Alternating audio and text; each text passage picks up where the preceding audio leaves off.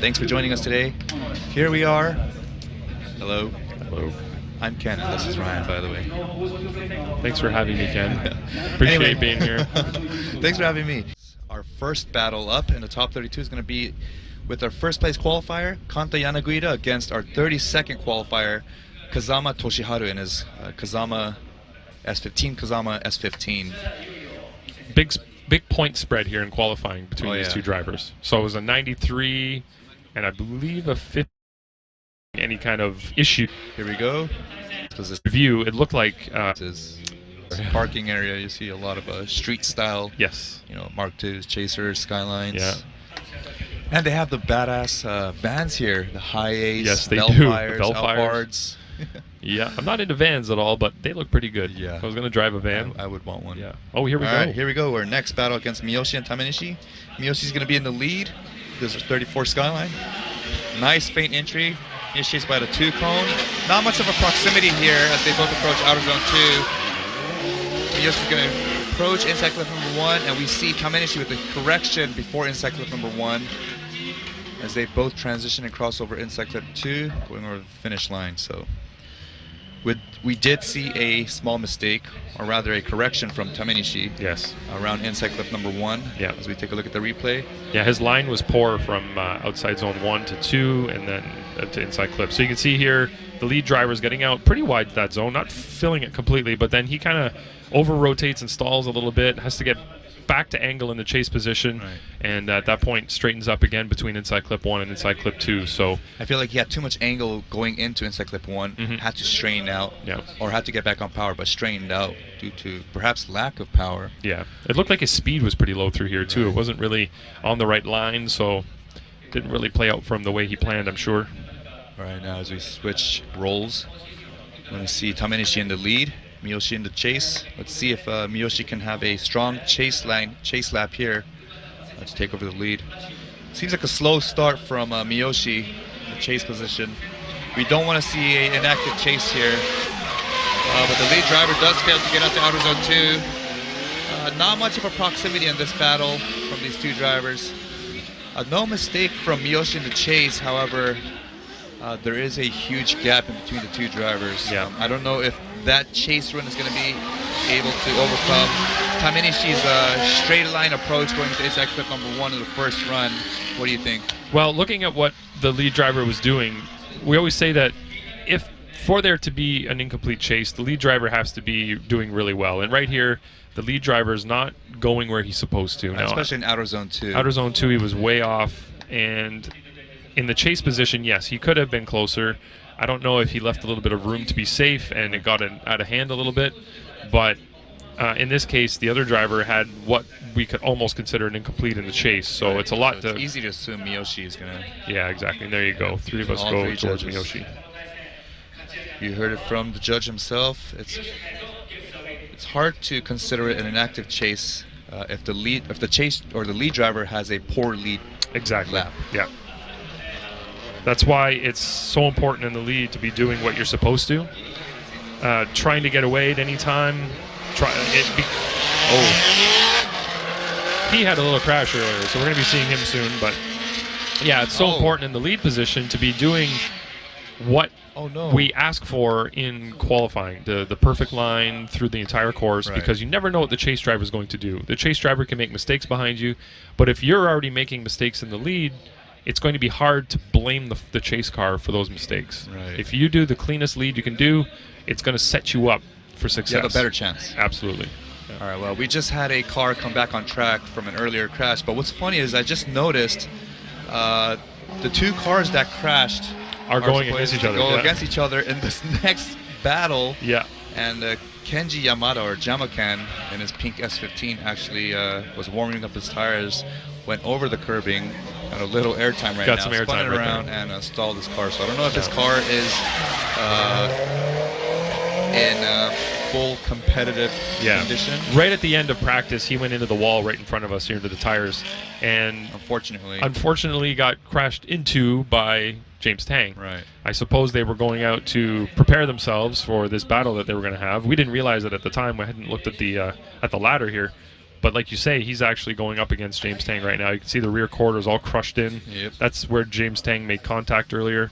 James Tang's rear right is all banged up as well. So the car doesn't look the best right now. Went through a bit of a war.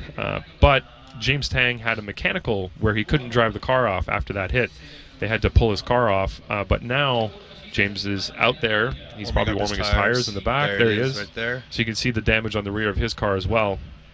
But it seems like they fixed the mechanical problem that was not allowing him to drive off the track. So he's back.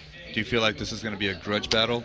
Maybe. I don't know who feels like they were wronged in that crash. Maybe James felt that the lead crashing was didn't give him anywhere to go. Maybe the chase guy or Kenji was thinking, "Why did you hit me?" But we'll see what happens here.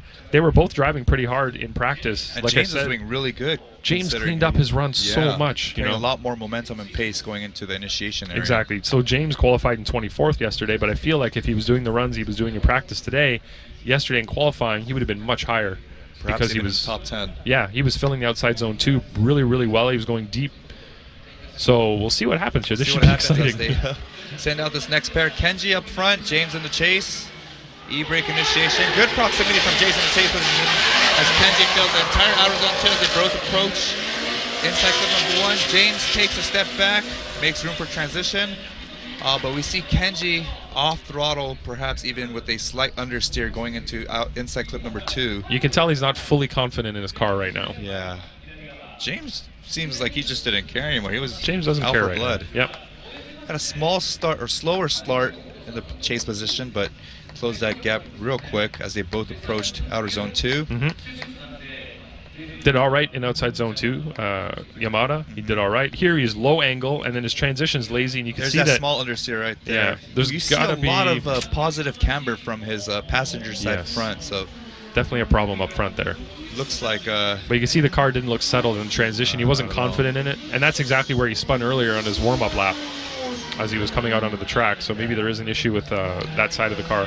I don't think Kenji's car is going to be running. I just saw his passenger side front tire with massive positive camber as they both crossed the finish line. Yeah. That tire right there up front.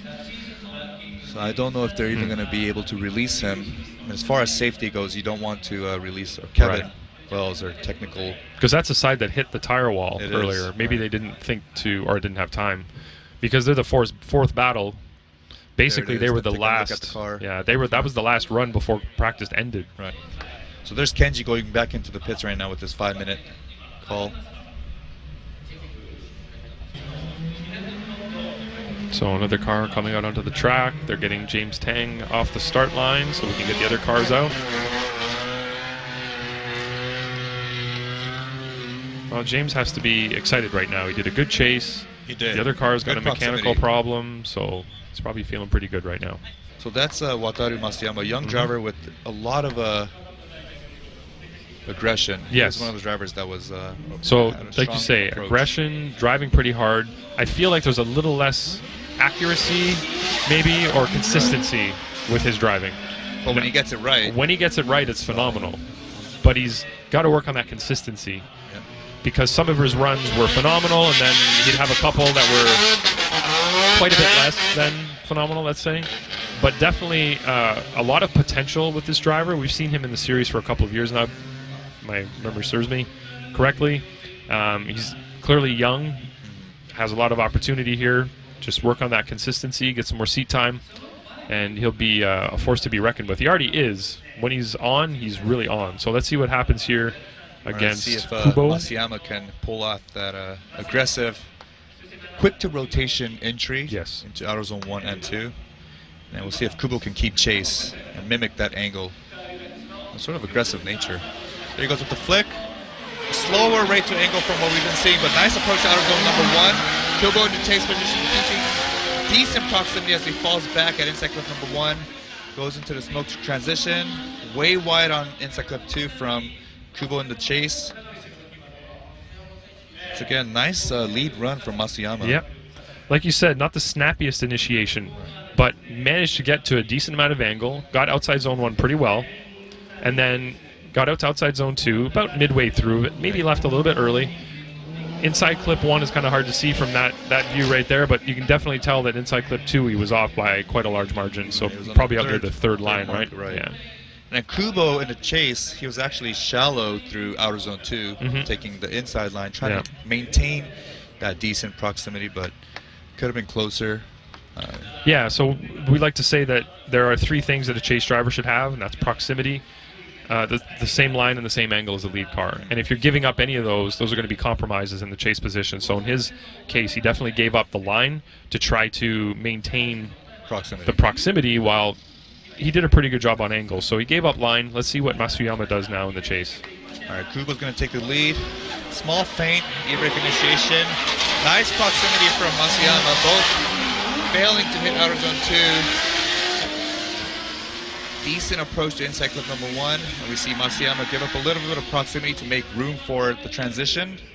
One of the more challenging parts of the track. I feel like the approach to outer zone 2 was pretty good from Masuyama in chase position. It was, considering Kubo was offline. Yeah, you can see he didn't even get outside zone 1 at all even. He was off the wall quite early. So you can see him throw the car out here, and he essentially missed it altogether. Big, long e-brake pull there, trying to get the car out to outside zone 2. Masuyama mimicked him very well there. Did a pretty good job considering that the lead driver, Kubo, was offline, which makes it difficult, right? You're accustomed to running that wide line. You're kind of got your mindset to run out there, and then all of a sudden the lead driver's not where you intended to be. It's hard to be committed in that situation. Exactly, but he did a great job of adjusting, and we can see that all 3 of us go to Masuyama. Masuyama in that Tiffany blue S15.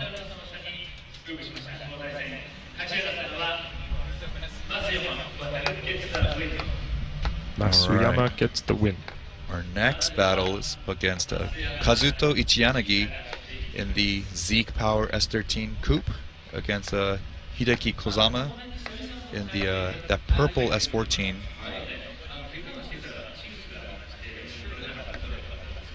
13th place qualifier Ichiyanagi against 20th place qualifier Kazama.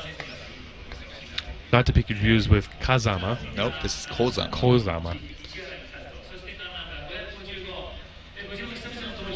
So Kozama, I believe he's Japanese Brazilian? Yes. Yes. We have a lot of Brazilians at this event. Yes, we do. Shout out to you, Brazilian fans. Yes. Thanks for joining us. Super Drift Brazil. Nice approach into outer zone 2.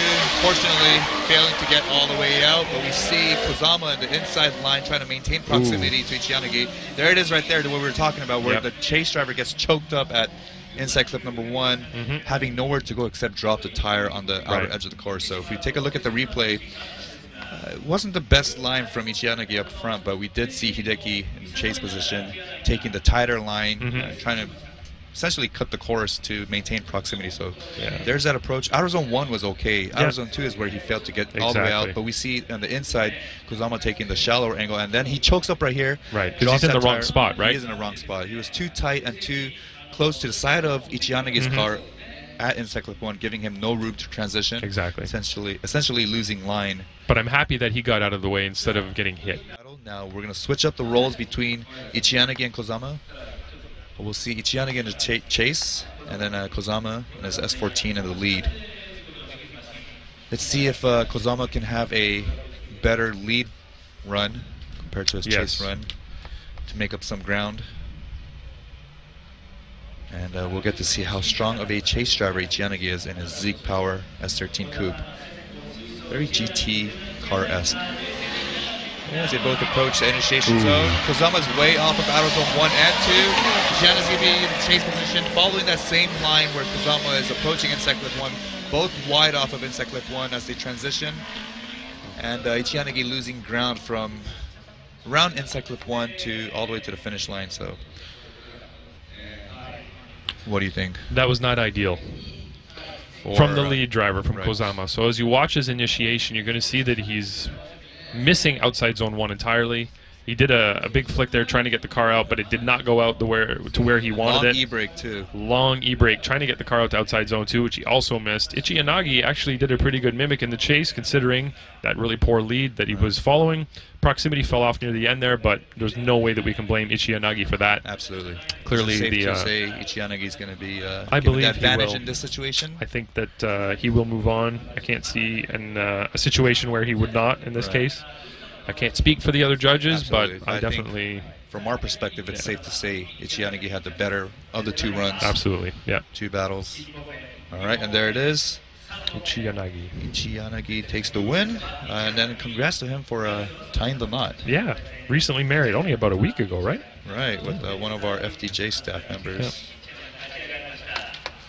Yeah. I wonder if they met at FD Japan. I don't know, but that would be quite the story. I heard that they tied the knot at an FD event or something like that. Okay, there's James Tang back in the line. So he's going to go out there for his bye run, basically. So this is our first upset of the event. James Tang had qualified 24th, Yamato 9th. Taking out the higher qualifying competitor. Exactly, so Tang's going to be moving on. He's had some nice runs in the earlier practice session today, so we'll see. Straight line approach, filling out outer zone 1. Using a lot of E-brake to get out to outer zone 2. Leaving it a little early as he approaches inside clip number 1 with a lot of angle transitions. Staying committed on throttle, crossing inside clip number 1 and through the finish line. A very safe solo run. Yeah, it's strategically smart, right? Because it's just a bye run. Piece, exactly. Don't take any risks, but as a spectator and as a commentator, and I'm sure as a judge, you would want to see them take a little bit more of a risk. A little bit more risk? Yeah. Or is that just me being selfish? He did the minimum that he had to do. He got off the line. He drove down the... he got it. He got it, exactly. So, all right, our next battle is going to be up against Shinji Minowa in his iconic JZX 90 Bridgestone Potenza Mark II Heyman products against Daisuke Hara. It must be him. Good Ride Team T-Pro Passion Sylvia Action S15. That is a mouthful to say. So Minowa qualifying 5th, but he's been having trouble all weekend in his practice runs and even on his first qualifying run. As you so eloquently said yesterday, his wife was having some much better runs than him in practice. I guess he was hearing from everyone that his wife, Masaya, was probably going to qualify higher than he was. But he put it together in his qualifying session. He did. And qualified 5th position. Within 85. So we'll see how he does in tandem. He'll be leading first. Heyman products. He finished last year's series in 2nd place, so let's see if he can carry that momentum going into the new season as he takes the lead, initiates at the 3rd cone, takes it all the way out to outer zone 2, leaving it a little early, giving Hara the opportunity to close the gap. Unfortunately, that's not going to be happening as Shinji just takes off from inside clip number 1, 2, as Hara misses inside clip 2, going over the finish line. So as far as the lead run from Shinji, I feel like he did hit all the points, except he did leave outer zone 2 just a tad bit early. He did, yeah. But even in that case, Hara was nowhere to be found behind in chase position. So Shinji was doing everything he needed to do in the lead position to be considered a chaseable lead run. There's no way that you could say this was unchaseable, and it did give Hara the opportunity to have a good chase. Right. This was a clean lead run that should have been easily chaseable. With a lot more commitment. Exactly, but Hara was not there, was not able to put together a close run with Shinji. So now it's up to Shinji to prove that he can do better than Hara, and Hara's going to try to outdo what Shinji did in his lead. I mean, Shinji is known for his close proximity in the chase position, so we'll see if he can pull that off in this card that he brought back from retirement, essentially, as he was in the Boss Z34 last year. Yeah. But here he is in his own 90, Fu Racing JZX 90 Mark II. As they both approach initiation. Starting off a lot better. Starting off with a lot better proximity than we saw, but we did see a little bit of a bobble right there in the chase. He's trying to maintain proximity. Just don't choke up right there. It's going to be the lead driver's having some issues. The lead driver's having a hard time maintaining drift throughout the course. Yeah. Which means it's going to be a tough lead to follow, or tough act to follow. Yeah, exactly. Giving what I'm going to assume the advantage over to Shinji. Right, so he had some issues in the lead, despite what Shinji was doing in the chase. Right. I don't think he had a very good lead to follow. You can see here that he did get out sort of to outside zone 1. Shinji had a bit of a bobble there, But the lead driver seems to be going very, very slow, and you can see here that he's barely got around that clip. Over inside clip number 2. So definitely some issues from the lead driver that Shinji was dealing with in the chase position. Not an easy thing to do when you're back there like that. So see what happens here as the judges are entering their scores. It's tough knowing that the lead driver is going to have a slower paced vehicle than you do, and you just got to maintain drift. And perhaps if you have a sticky setup or a grippy setup, that becomes even more of a challenge. Exactly, yeah. So got to give it up to Shinji for... There you go right there. Shinji Minowa is going to be taking the win, moving on to the top 16. So you can see that none of us gave fault to Shinji for those issues that he had in the chase, because there were issues from the lead driver to begin with, and he was having a hard time behind that poor lead. All right, our next battle is against Junji Yamamoto in his FD3 SRX7 against Yuta Nozawa in his, again, JZX9D Mark II. Very Daigo-esque with the Sunoco logo. Good-looking car, though. Oh, sexy car. It has a lot of presence. And this RX-7 is very loud. Pace. Does it both initiate at the third marker? A little bit of a distance. A gap between the two vehicles. Yuta in the chase had a better line in outer zone 2, but he is nowhere to be found in the chase position as they both cross inside clip 2. On initiation, that chase car, Nozawa definitely had... I don't know what happened there. We'll have to watch the replay again here to see, but it was a lot later than the lead car. We'll have to see where it was on the track to see if that's an issue. No, it looks like he initiated the right spot, but he had some big bobbles there. Car didn't really look settled throughout the course, did it? He left at the same time as Yamamoto, but just lost pace on the straight even before initiation. So that's already at the point where they produced a gap, for lack of better terms. And you got to understand, Yamamoto's car is not slow. Right. His FD is not slow by any means. So Nozawa had to have been keeping pace to even keep the proximity or maintain proximity. But we did see quite a gap between the two vehicles.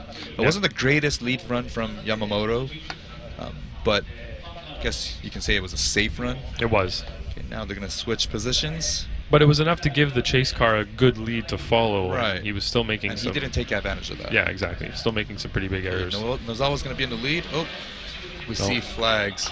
So this is going to be a So there was either a light jump, something happened there. I noticed the lead driver, the car moved and stopped and then went again right off the jump there. So I don't know. Oh, it was a cone hit. There we go. He's putting the cone back in place.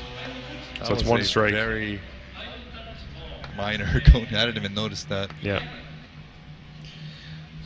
But we do have a rule. It's essentially 3 strikes and you're out. Exactly. And each strike can be a cone hit or jumping the light. Or leaving the light too late. Or leaving the light too late. So they're going to count 1 1,000, 2 1,000. Essentially, by the time 2 1,000 comes around and you're still at the line, that's going to be considered a strike. Exactly.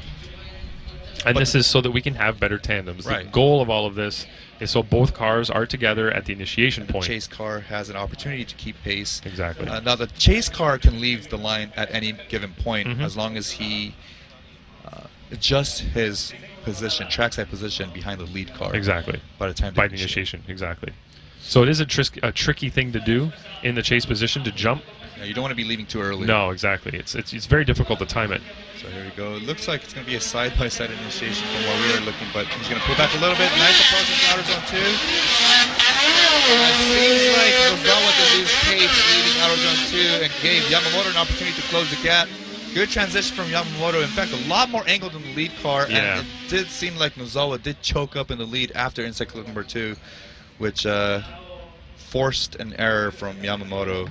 Yeah, Nozawa was very slow right in front of us here. Not the pace that we're accustomed to seeing. We didn't see a lot of tire smoke from his car, so I don't know if he was even on throttle. And I can't hear because Yamamoto's car is just too loud. So on initiation, he actually got a pretty wide outside zone 2. The lack of smoke. Exactly. The car straightens up a little bit there.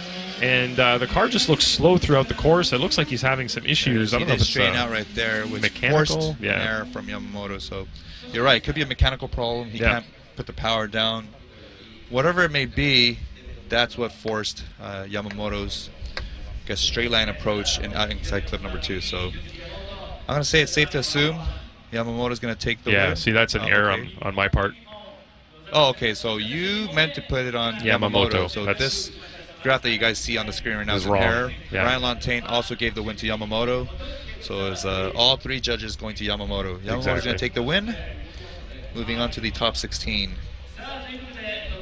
Okay. So that's going to be the first half of competition. We're going to take a quick 5-minute break. We'll bring the competition right back to you guys. So stay tuned. See you soon.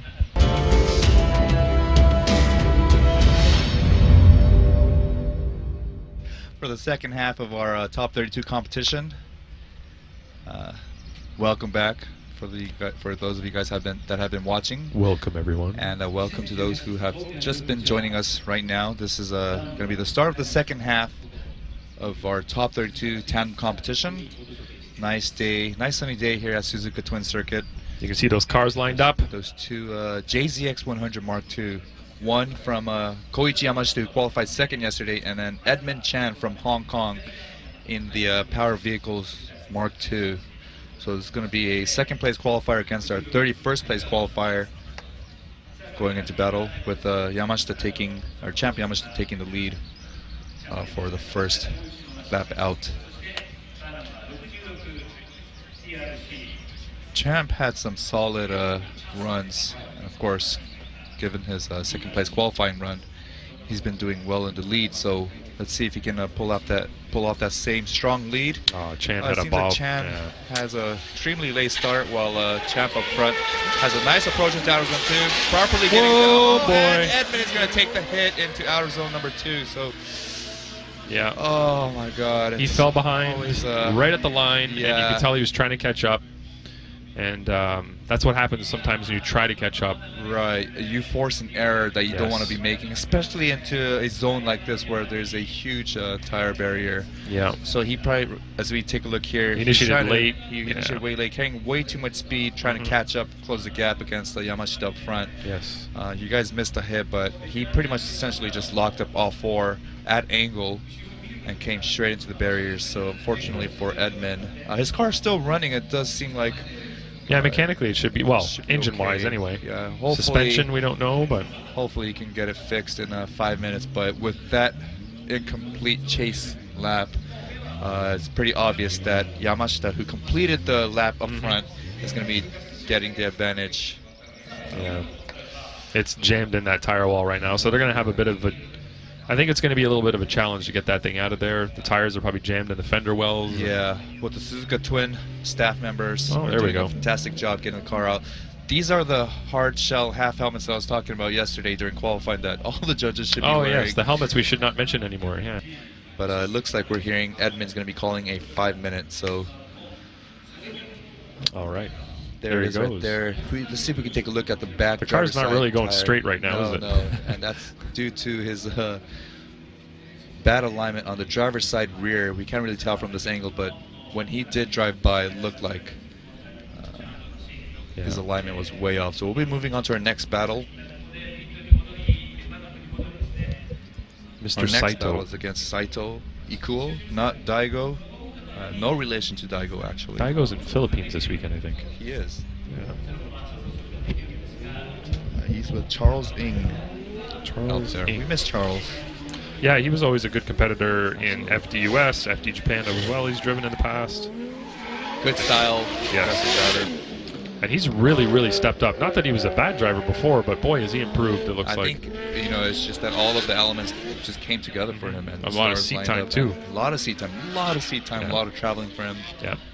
With star driver from Hong Kong. So, anyway, you see Hisano warming up his tires. Hisano's one of the drivers that we saw during practice with a lot of commitment.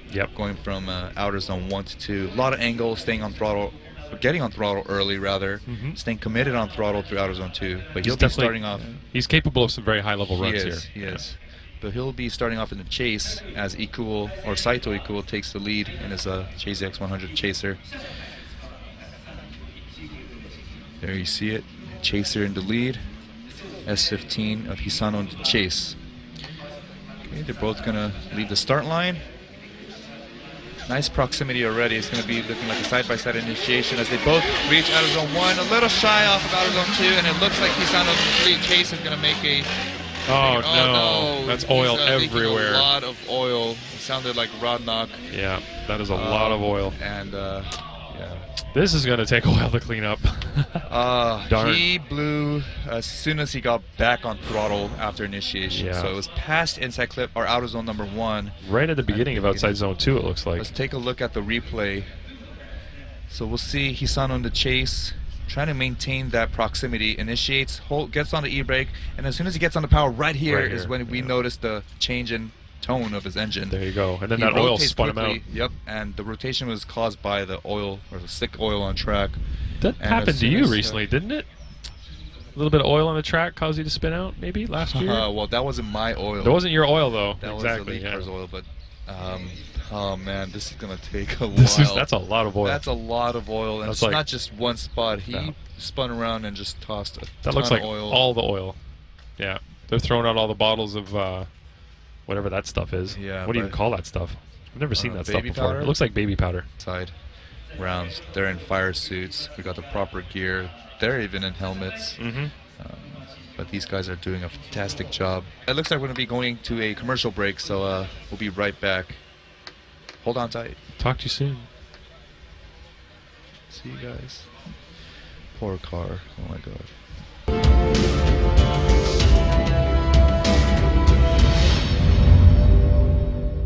Hasan on his S15 as he was giving chase had what I can assume lost his engine and serious engine failure. Sprayed a ton of engine oil on track and right in front of outer zone 2. Part of it is online. Well, actually, a lot of it is on the actual line that they're forced to run. Just a bit inside of outer zone 2. So what you're seeing on track, there's the car right there that lost its guts. And the beautiful Formula Drift tow truck. And Mr. Hisano had an incomplete in the chase, and now we have Saito doing the course check. So he's going to creep up to the line, place his car on the white powder, make sure that the course is okay.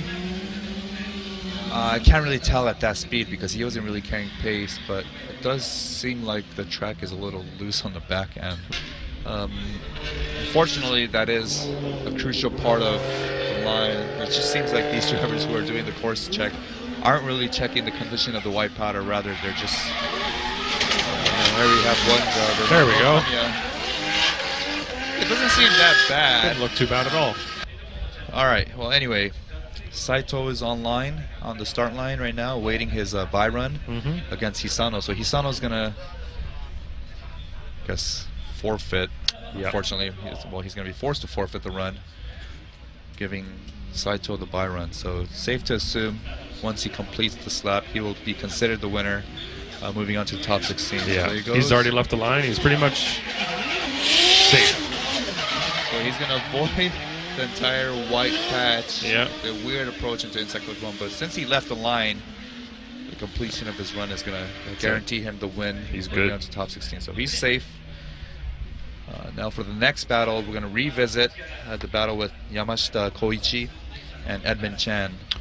Yeah, to refresh everyone's memory or to inform anybody who wasn't watching earlier, Edmund Chan went into the tire wall right in front of us here. But let's talk about why he went into the tire wall. So he had a slow start, or actually he had a hiccup chasing Yamashita, who was leading, and Yamashita's car is fast. I mean, he's a second place qualifier. He carries a lot of pace, so you don't want to miss the opportunity to keep pace at the start against a driver like Yamashita. So when he had that hiccup, he ended up just flooring the car and burning down the straightaway.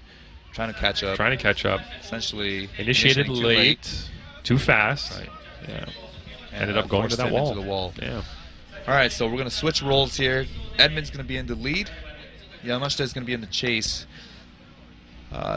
We have a huge deficit on Edmund at this point because he didn't complete the run as he was chasing Yamashita. So Yamashita just has to maintain proximity. Yeah. We don't want to see an active chase here from Yamashita. Let's just see if he can close up the gap. It's going to be an approach to outer zone 2. All Yamashita has to do is complete the run. It seems like Edmund has a slight bobble approaching inside clip 1. Yeah. Decent proximity, not the closest we want to see from Yamashita, but safe to assume Yamashita is going to be moving on as he had no major mistake. Although we did want to see him a little tighter from the start line as they both approached outer zone number 1. So Edmund has a nice approach to outer zone 1, kind of misses outer zone 2, takes a wide approach into inside clip number 1. Slight hiccup right there, as we saw a bobble in the front steering. Yep. As Yamashita sort of closes the gap towards the end of, or towards the latter half of the course. So I'm gonna assume it's safe to say, or it's safe to assume all 3 judges are gonna go to the right, giving Yamashita the win, moving on to top 16. So both first place and second place qualifier are now safe in the top 16. Yamashita gets the win. So Yamashita will be seeing battle against Saito in the top 16. Now moving on to our next battle, which is against Fukuda Tadahiro in the JZX 100 against Takano Yasuo in the, again, JZX 100. So this time it's a Mark II on screen right now of Fukada against the chaser of of Yasuo Takano, number 999, giving chase. Fukada had a decent qualifying run, qualifying in the 7th position, so we'll see if he can have a strong lead line, giving a chaseable lead to Takano in the chase position.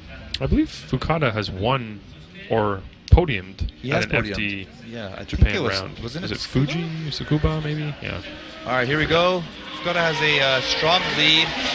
Nice approach into outer zone 1. A little bit shallow off of outer zone 2, but they both have a wide line going towards inside clip number 1. Good transition from Fukada in the front, and then a bad mistake, or a big mistake from Takano straightened up there.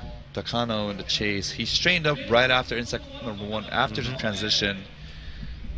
It sounded like he couldn't get the power on the ground. Yeah, as the car rotated, it just stopped rotating. Right.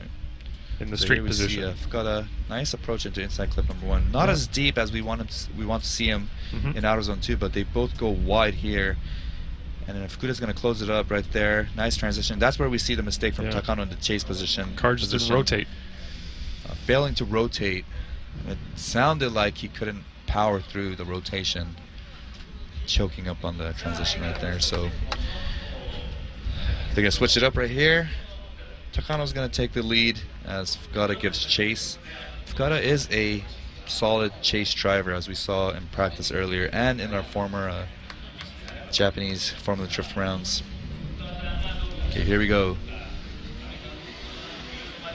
A small gap already start as they both approach the initiation. Let's see if Fukada can close the gap right here. As they both approach inside clip number 1.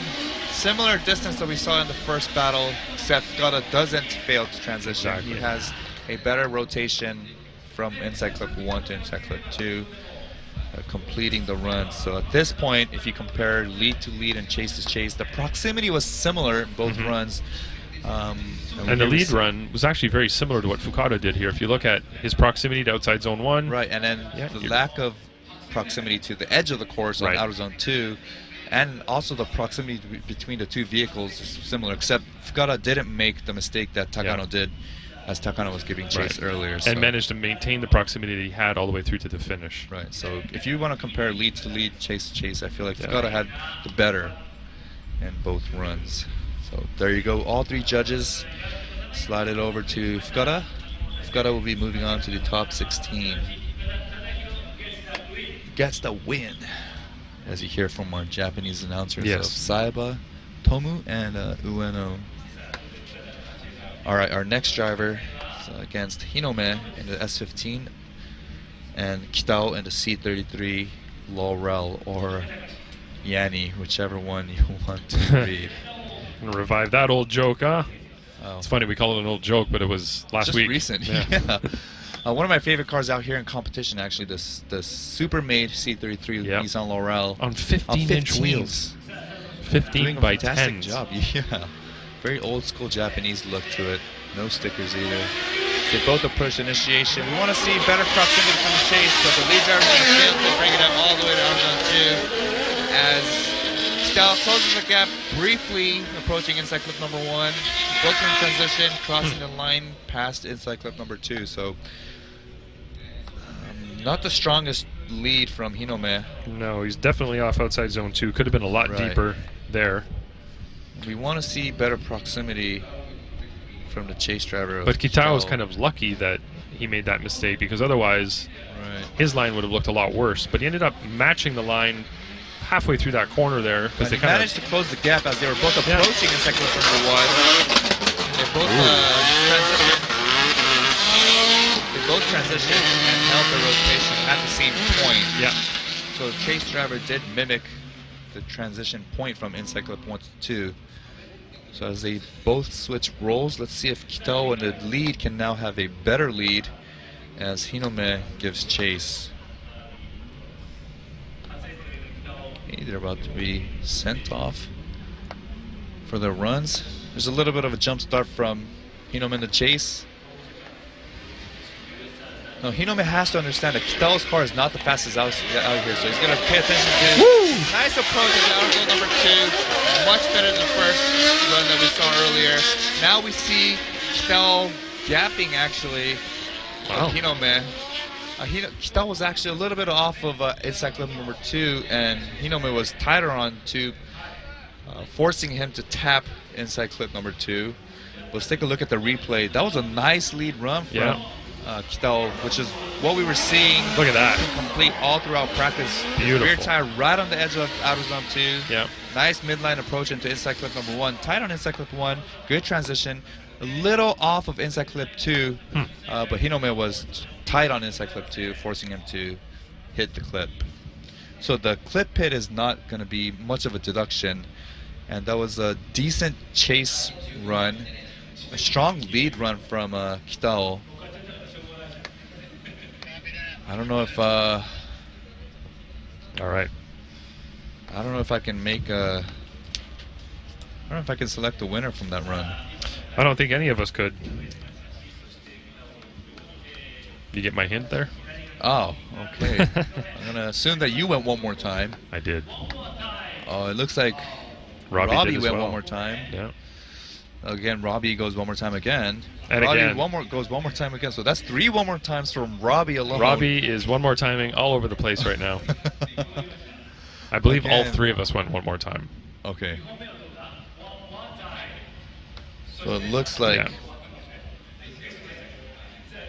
So it looks like Kitao made up his run in the lead because his chase wasn't as strong in the first set of the first battle, the first lap against Hinome. So he made up that battle with his strong lead.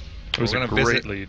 We're going to revisit that battle, but for now we're going to move on we're going to move on in our battles for our next battle against Woodet and Go Kamiya.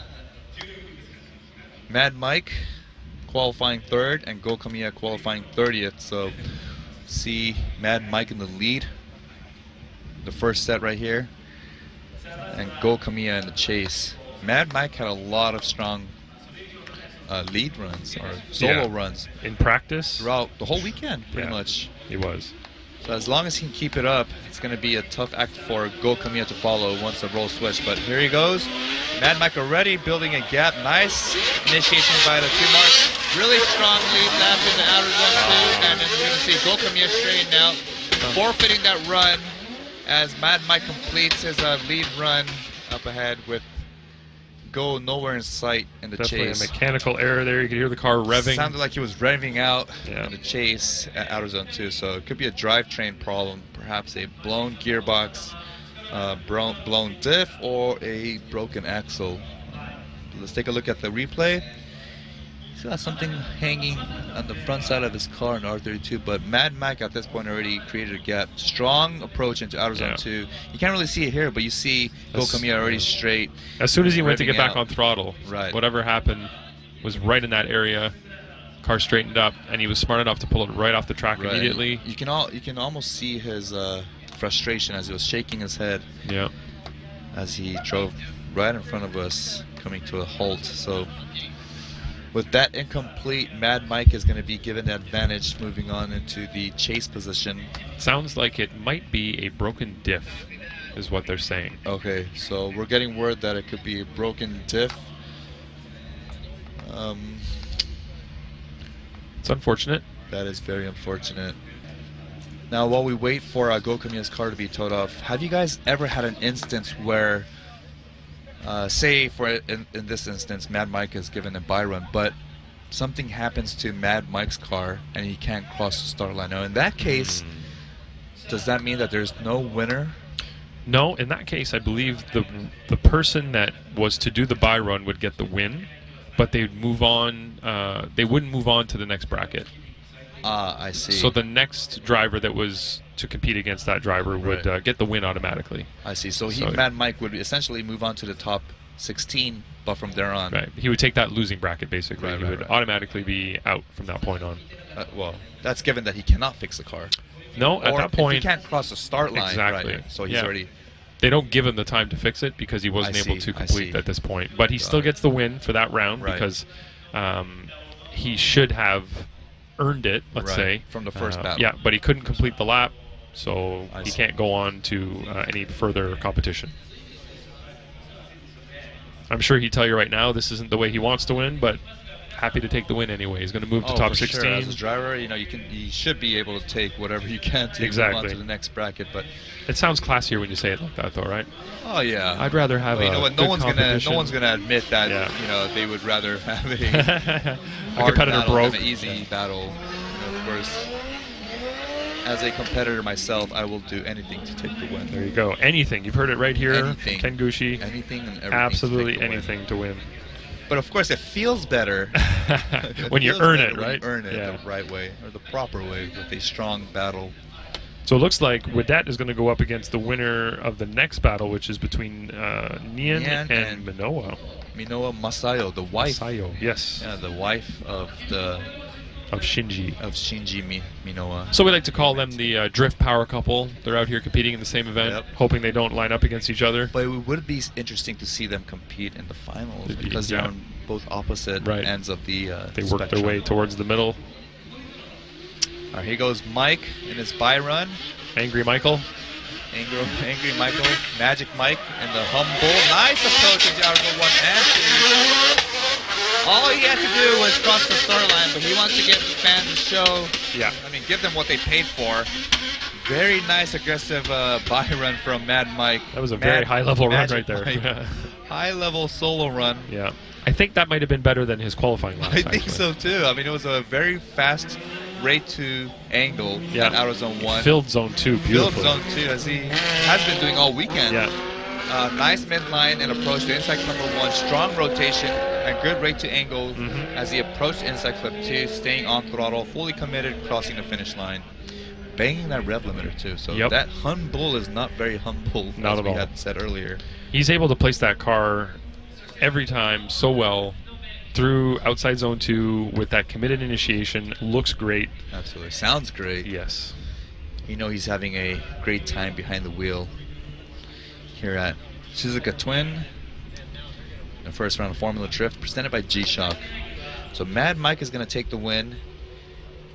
And once again, he's going to be going against the winner of the next battle, which is against Nyan from Singapore, qualifying 14th. And Masayo Minowa from Japan, the wife of the power couple, Shinji Minowa, qualifying 19th. So both in the JZX 100 Chaser. Yes. Very different builds, though, I believe. Very different. I mean, Masayo's car is almost street spec. Right. As to where Nyan's car was not. No. Fully committed competition, purpose-built vehicle built by Power Vehicles of Andrew Gray. Yeah. I believe he has, is it the 3.6 he has now? He now has a 3.6 by Tomei. You're right. It's a new engine serious motor. This is going to be an exciting battle. There goes Masayo with the slight jump. That's a wise. She knows she has to keep pace. Oh, red flag. I saw Nyan hit the cone. So that's going to be a strike on Nyan's end. I remember the 3-strike rule. 3 strikes and you're out. So that's going to be 1 strike. Going to both make that U-turn. Head on back to the start line.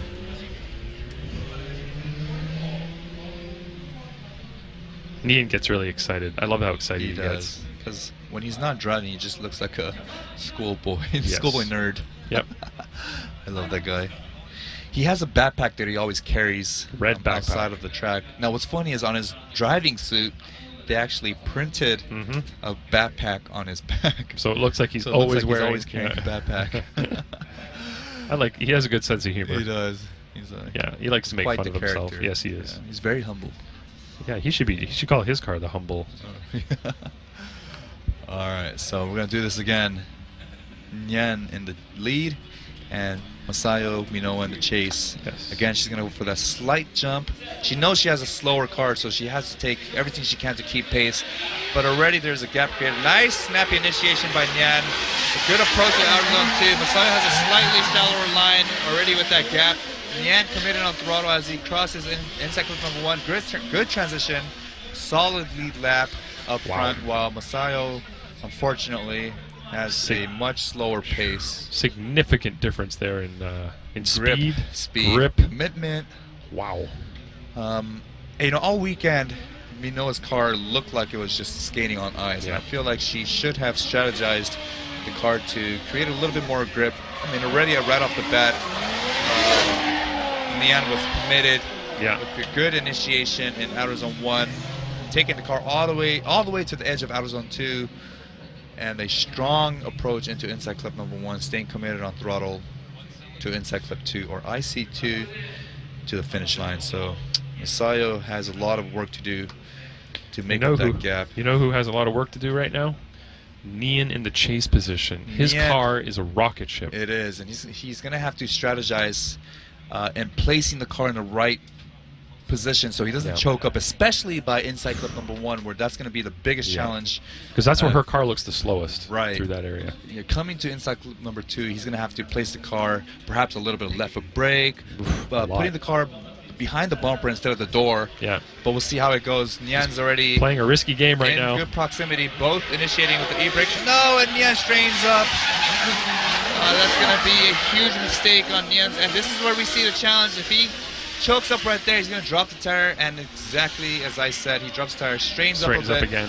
But now, how are you guys going to judge that? Is that going to be a chaseable lead? I mean, she's been doing that same run all weekend. There's nothing that you can do in that situation, unfortunately. So, as we were saying, Nyan had to strategize his car position so he doesn't make these crucial mistakes. Yeah. I mean, already off the bat, he had a ton of angle, maybe too much, and couldn't have the momentum to accelerate forward, forcing him to straighten up. And this is where we saw him choke up a little bit, drops that passenger side tire, and as he transitions, he chokes up once again. And, I mean, up front, Masayo wasn't making much of a mistake. She hit all the points that she has been hitting all weekend. As you can see here, there's no mistake on her end. She's hitting inside clip 1 properly. Same line and same driving style she's been doing all weekend. Yeah, and I can't emphasize the fact that she's been doing that all weekend. That's Nyan's like a broken fault. record, yeah, but Nyan's fault all over. There's nothing. Robbie calls for it one more time. Ryan calls for it one more time.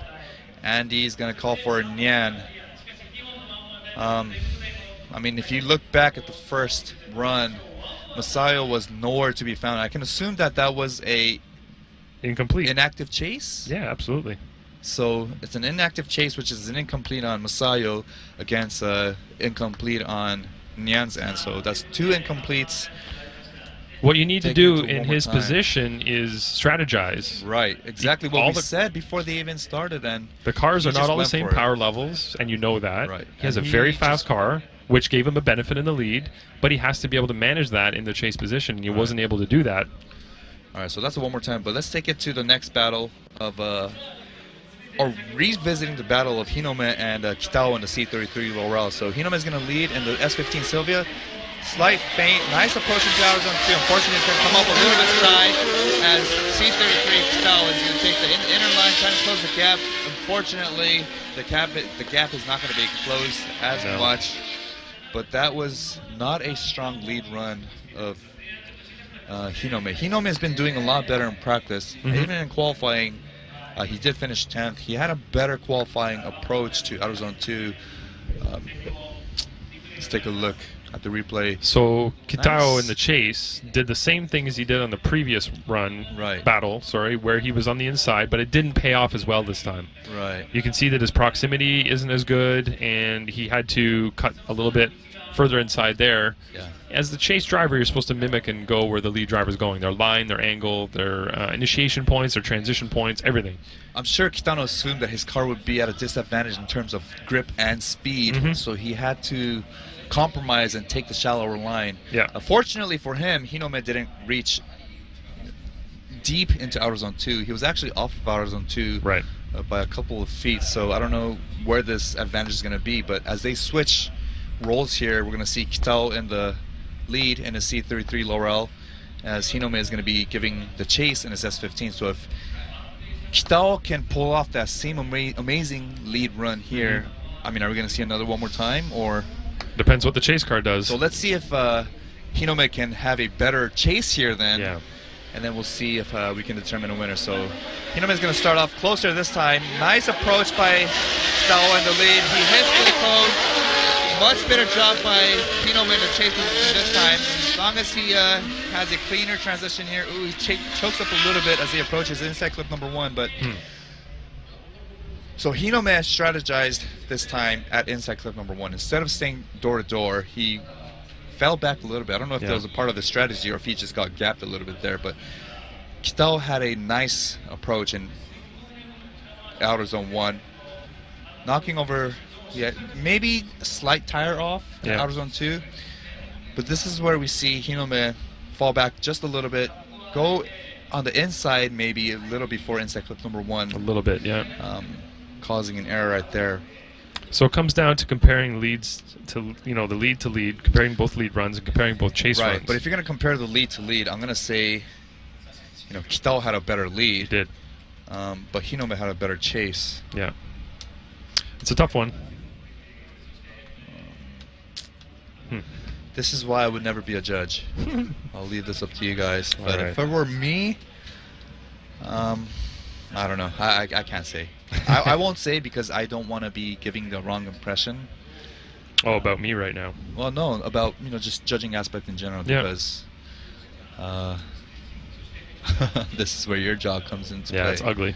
It is ugly. When you can't decide, go one more time. Exactly. I would just say one more time because Kitao definitely had the better lead. Yeah. Hinome had the better chase. Again, one more time. we're going to be seeing Robbie Nishida giving one more time, Ryan Lantain one more time, and Andy Yen going to Hinome. I could see that because Hinome did have the better chase, but of course you can't have a better chase without a good lead. Yeah. So that's going to be going one more time. So that's one more time. There's second one more time for that pair. And we'll be skipping Nyan and Mino for now, going into Andrew Gray against Benjamin Chiam. Now both of these competitors are driving power vehicles, JZX 100 Chasers. Of course, Andrew Gray in last year's championship vehicle. Benjamin is actually renting Emily's car, so many thanks to Emily for providing the opportunity to let Benjamin drive your vehicle, although it's missing a cylinder, unfortunately, at this moment. So Andrew Gray is going to rocket his vehicle up front. Nice feint entry. And good approach by Andrew to outer zone 2. Not a bad approach by Benjamin either. Unfortunately, his car is at a disadvantage with a little bit lower horsepower numbers, seeing that disadvantage in speed, obviously grip levels. But considering that, good effort by Benjamin in the chase position. But Andrew's car is just a rocket ship. Yes, it is. His car is fast. Of course, he's last year's champion, so we know what he expects of himself. And it's just a tough battle for Benjamin going up against last year's champion, Andrew Gray. But a strong qualifying run too, qualifying 6th. That's to where Ben qualified 27th. So now they're going to switch roles. We're going to be seeing Benjamin from Singapore in the lead and Andrew Gray in the chase. But from here, it's really hard to see who's who. Yeah, which car is which? These cars are identical. But the left side is Benjamin, and the right side, right here, closest to our screen right now, is Andrew Gray. Matchy. Both power vehicles, JZX 100 Chasers. It should be Emily driving right now. Right. Right? Emily, I know you're at home taking care of the little guy, but you should be here. All right, here's Andrew Gray in the chase. Good proximity, nice mimic on initiation. Very good approach by Benjamin up front. Unfortunately, you can hear him clucking kicking the clutch like a madman. Unfortunately for him, he's severely down on power. Yeah. And that forced him to take the tighter line approaching inside clip number 1. Gave Andrew Gray the opportunity to attack right there, but we saw him choke up a little bit because of the fact that Benjamin had the shallower line or the shallower approach into inside clip number 1. But the initiation was extremely it was nice. better. It was nice, yeah. Considering contact right here, power, boom. but right there, we saw Benjamin strain up because he had no power to rotate the car, which forced an error on Andrew's part. But yeah. Emily's going to have a conversation with Andy when they get home because she's going to say, "You hit my car." Exactly. It's not even Benjamin's fault. Why did you hit my car? There you go. Andrew Gray is going to take the win, giving him the opportunity to fight for the top 16 battle against the next pair, which is going to be against Ueo and Hoshi. But before that, oh no, it's actually, that battle is Ueo and Hoshi. These two are teammates, actually, both from the ZSS team. This is Ueo right here in the lead. Hashi's going to be in the chase. Ueo has the GTR engine, VR38, in the lead run. This car is loud, perhaps the loudest car out here, with anti-lag and a ton of smoke, good angle, very aggressive initiation going towards outer zone 2. But a lot of the times, it's messy. He can't fill outer zone 2 as much as we want him to. So let's take a look at this run. We'll see how they both do. Nice flick by Ueo up front. Misses out of the 1. However, in the chase, Hashi is going to straighten out, reinitiating, half spin, Ueo front. Nice commitment on the throttle. He's been doing the same thing all weekend. Yeah. He did miss outer zone 1 and 2, but even with that mistake or slight error, Hashi was Hashi had a huge error, even without proximity. Yeah. So he straightened, the opposite drifted, he did all kinds of mistakes. Spin. There's no proximity, so it's an isolated error on Hashi's end. There you see the half spin right there. And then opposite drift, reinitiation, where we see Ueo committed on throttle with a lot of angle crossing the finish line. So huge advantage to Ueo and the number 15 VR38 powered S15. So he's going to be giving chase. He does need to clean up his lead, though. He does. If he's going to be moving on to the battle against Andy, especially with Andy, he's going to have to clean up his lead run because Andy's a strong lead driver and a chase driver. So he needs to make sure he's fulfilling the lead driver goals. And one of those, the main goal is you need to fill all the zones and run a high qualifying lap. And that would not have been a high qualifying lap. He missed outside zone 2 entirely. He was quite a bit inside there. Missed inside clip 2 as well. But that is, like you said earlier, sort of what we've been seeing from him all weekend. He's very committed on throttle, very aggressive initiation. Good flick, good rate to angle. Yep, but he's not precise. He's not able to put the car where he needs to, so he doesn't hit all the points on the track. He was consistently missing outside zone 2 and inside clip 2 all throughout qualifying yesterday as well. You don't want to miss. You don't want to miss outer zone 2 because that's the main zone, which is literally in front of us. Yep. So we just got word that Hashi is broken. Apparently he has motor problems and he will not be able to fix. So he's out and Ueo will move on. So so this is another bye run. Whew. So as long as Ueo crosses the start line, he's guaranteed the win. So he'll be seeing battle against Andrew Gray in the top 16. That's going to be, like what we said earlier, a tough battle on his end. He's got to clean up his act. So let's take a look at his solo run. Once again, you see him failing to get all the way out to outer zone 2. Wide approach into inside clip number 1, little off inside clip 1, but we see a lot of commitment from him. Yeah. So he's got good commitment. For sure. Good rate to angle. Needs to be more precise. Yeah. So he has to be a little precise. He got wider that time. He did. He did dip a tire into outer zone 2, but he's not feeling it. No. It's kind of like he's treating it as a touch and go. Exactly. Yeah. I'm getting near it, getting away from it. It should be good enough. Yeah. But hopefully that was a bit like a taste of what we'll see from him up against Gray, because he's going to absolutely have to fill outside zone 2 if he wants to have a any kind of chance of doing well against Andy. So hopefully he can get the James Tang syndrome, where he's progressively getting wider and wider on his approach to outer zone 2. Getting more confident. All right, now we are going to revisit the battle of Nyan and Masayo Minoa. We saw the battle earlier where Nyan essentially smoked Masayo in the lead, but then when he was chasing, he got choked up right away on entry. Right away. Zone 1, yeah. And then choked up again on inside clip number 1 and made a critical mistake on inside clip 2. But when Minowa was chasing, she was nowhere to be found, essentially giving her an incomplete due to the lack of proximity. Proximity, exactly. An active chase. So Nyan needs to balance the power that he has with the proximity that he's trying to attain throughout the run. Right, and Masayo has to be closer on proximity. Yes. So she's going to be giving a slight jump once again. That was a better jump than last time. She has to keep her proximity here. She's doing a better job now. There goes Nyan, kind of missing out his own. Oh, no, and Masayo's going to go way off course as Nyan proceeds to complete his lead lap. I think it's safe to assume that Masayo was trying to keep proximity by going a lot a little deeper faster on initiation. And deeper on initiation, which forced her to go off course. But the good thing for her is she made that error early on, early enough to avoid collision with the tire barrier that we have in front of us. So if you take a look at the replay, we can see that she's making an effort to keep proximity. Much better job here. A lot better. Yeah. However, she's carrying too much momentum as she initiates on her loose setup, and I think I have to blame her loose setup for this mistake. Right. The fact that it's looking like she's skating on ice all weekend. Yeah. Now we see Nyan just completing his lap up front. So all he has to do now is just make sure that he doesn't choke up once again, because if he chokes up again, then we're going to have to be...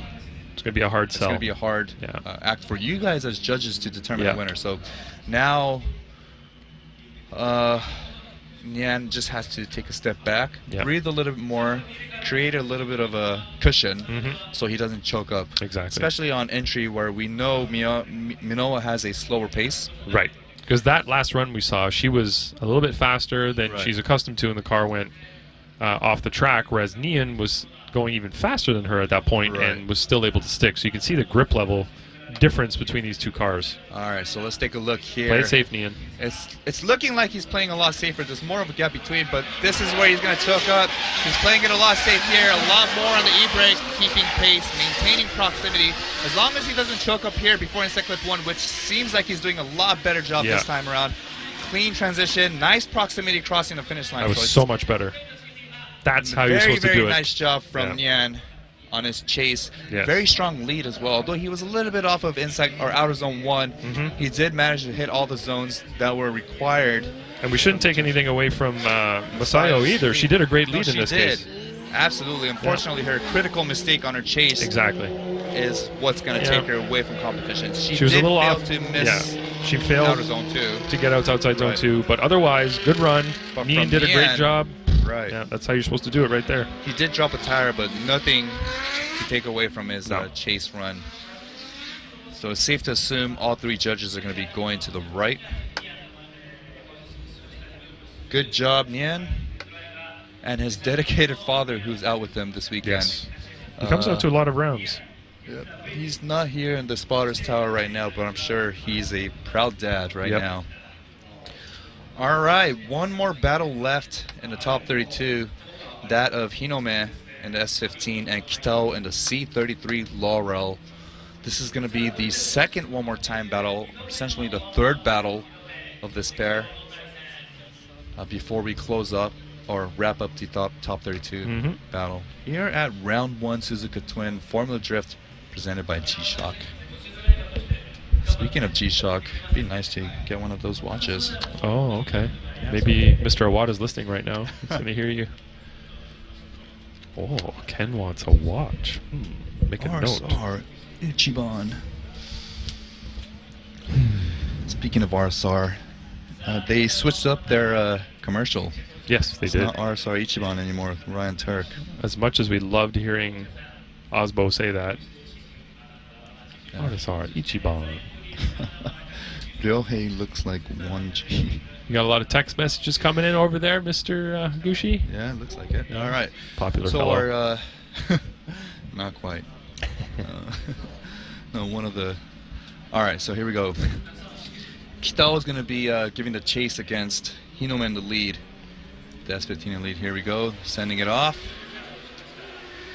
So Hinome needs a stronger lead, especially going towards outer zone 2. It looks like he's doing that nice and deep into outer zone 2. Much better of a proximity from Kitao on this lead, on his chase run.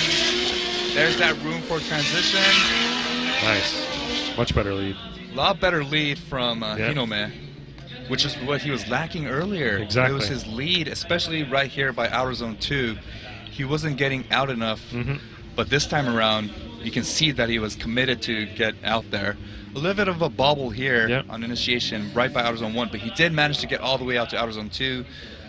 Kitao on the, again, slightly shallower line to maintain proximity, although it didn't really help him much in this situation where he failed to close that gap. So now,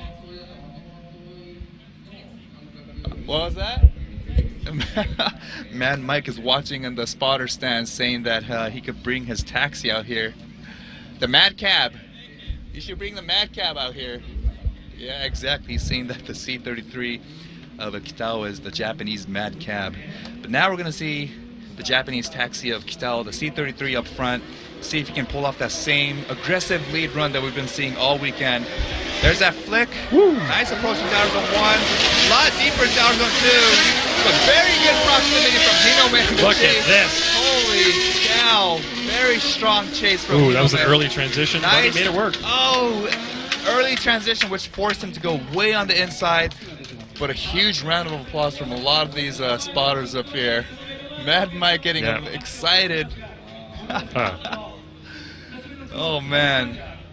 So that was a crazy chase from Hinome, following him way wide out of outer zone 2. I thought they were going to collide into the tire walls, but a lot of commitment from Kitao and Hinome in the chase, ripping that bumper off. But that chase from Hinome is probably what's going to seal the deal in this battle right here. I can't see a reason why Hinome is going to be bowing out of competition. He had a strong lead and an even stronger chase. That was a great chase. He was very committed despite having a tire over the line in the chase position, hitting those tires and everything, or ripping bumpers off. Yeah. Good commitment rewards him with a great win. Yes. He had to battle a couple times for it, but he earned it that time. So that was the second one more time. But it paid off. And I think this was a better win than had he won earlier. Right. That's a good win to feel great about. Yes. He did a good job. One of those wins where you earn. Yeah, absolutely earned that one. Yep. All right. Well, that is going to complete the top 32 battles. We saw a lot of good battles. We saw a lot of technical, what is that? Some difficulties maybe, forfeits. Some failures. Yeah. Mechanicals. Yeah. We saw a huge engine failure. We saw Mad Mike against Go Kamiya. That great chase by Hinome and Kitao. Kanta, our 18-year-old first-place qualifier, beating out Kazama. Ichiyanagi against Kazama Hideki, taking the win. So looking forward to the top 16. There are some very interesting looking battles on this ladder right now. We've got Wedette against Nyan. Yep. That is going to prove to be a fun battle to watch. You can tell right now. Oh, those for sure, both drivers are crazy. Is an aggressive chase driver. You know for sure Mad Mike's going to be bringing it. Yeah.